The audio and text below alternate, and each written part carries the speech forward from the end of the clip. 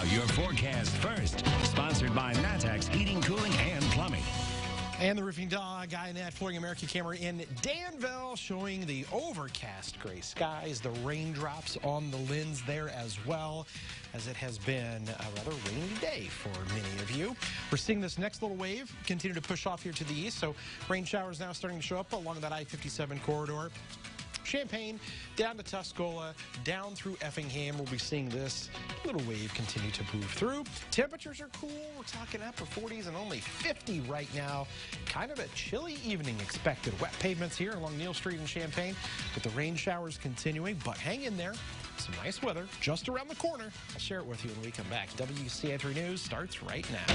Now on WCIA 3 News. Wearing a mask while carrying a gun is a felony in Illinois. So where does that leave legal gun owners come Friday when Governor Pritzker says everyone has to wear one? Slapped the gun out of his hand, wrestled it away from him, got it away. 3 teenagers tried to force their way into his house. Why it was the wrong place to try and get into. It's one of the most popular fireworks shows around. Why that's the main reason the skies over Arthur will be clear this 4th of July. You're watching your local news leader.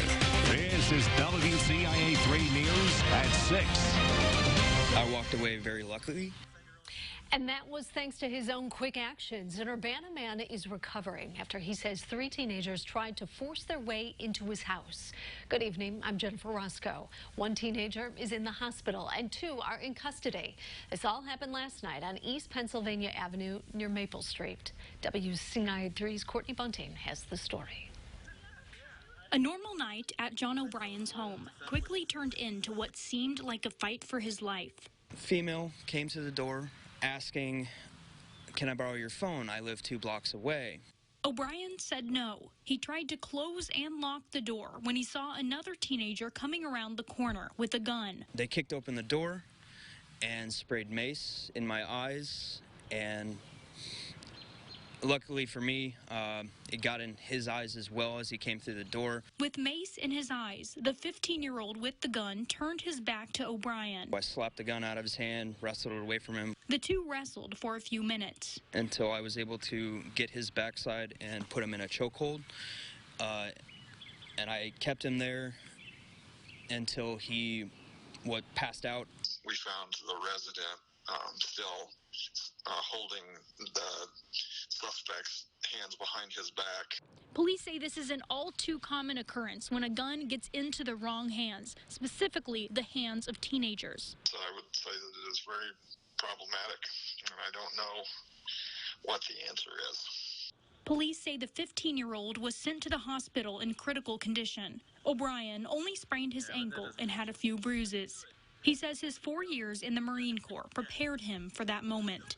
And he remembers exactly what he was thinking when he made the choice to fight. I don't want this to be me. I don't want this to be the end of my story. So I'm going to fight for what I got. In Urbana, Courtney Bunting, WCIA 3, your local news leader.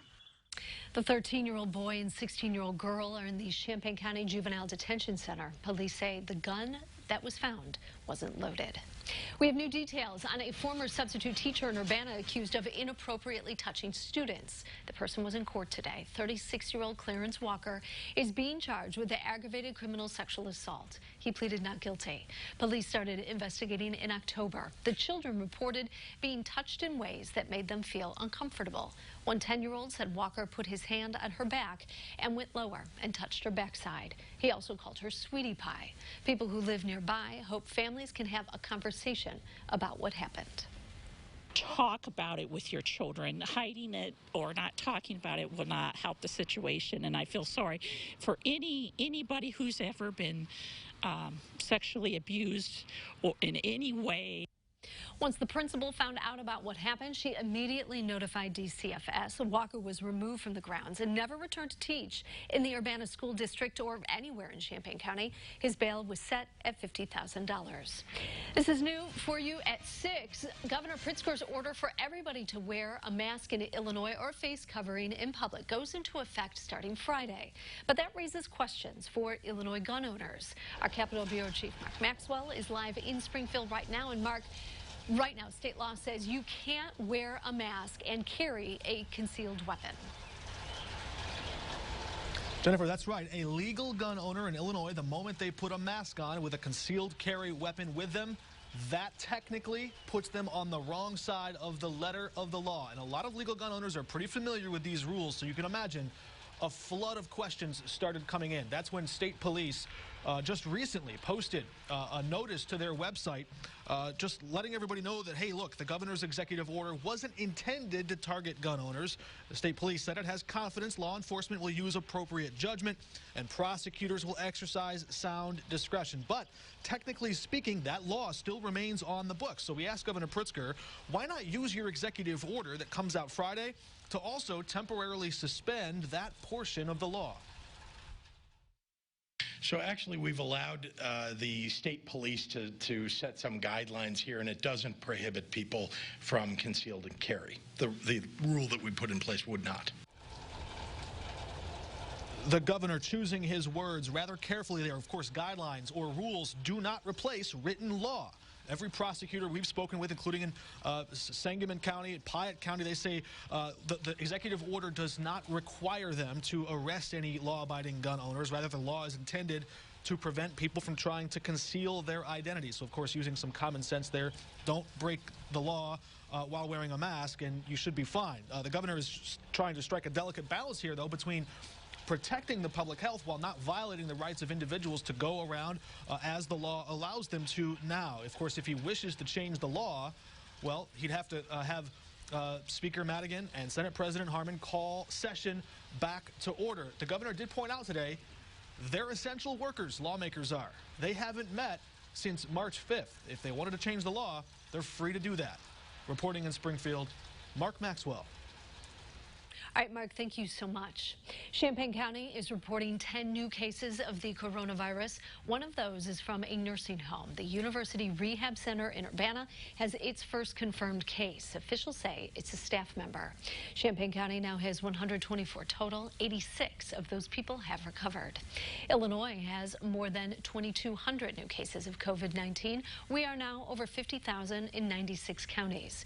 92 more people died from the virus in the last 24 hours.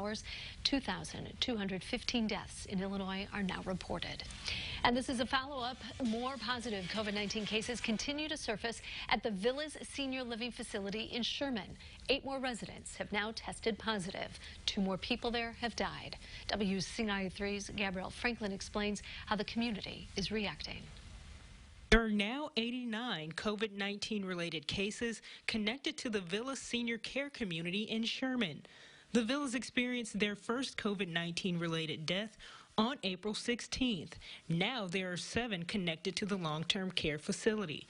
In a statement, the company that manages the property says, quote, "The caregiving staff continues to adhere to the infection prevention measures we have in place. They continue to provide uninterrupted services to our residents and stability to their daily routine, especially during this coronavirus pandemic. We are thankful for all that the employees at Villas East do and that the families of our residents continue to trust Villas East to care for their loved ones." In terms of Sherman, it's concentrated into the specific facility, so it's not around town, you know, in that type of aspect. Now the illness has made its way outside of the Villas walls. Casey's confirms that a team member at their store in Sherman tested positive for the coronavirus also.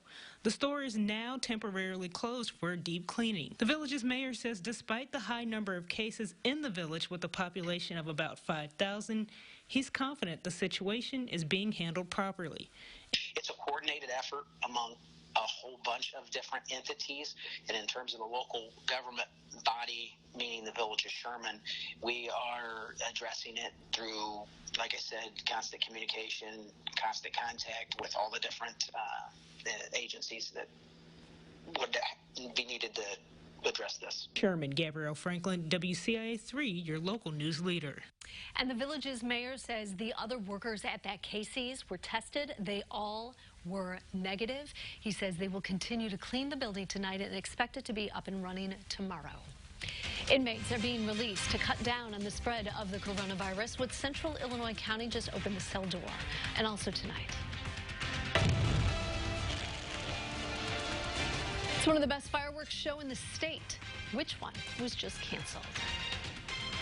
And outside, the rain continues to fall. That's a look at our roofing dog on that First Minute Bank cam in Charleston. Raindrops on the lens there. Only 58 for the high, running well below the normal.